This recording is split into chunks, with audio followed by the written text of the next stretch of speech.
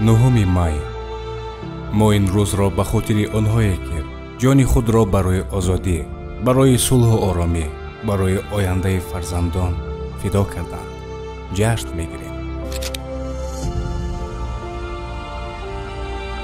ин рӯзро ҳамчун муборизаи ҷаҳонӣ барои озодӣ ва сулҳ медонем.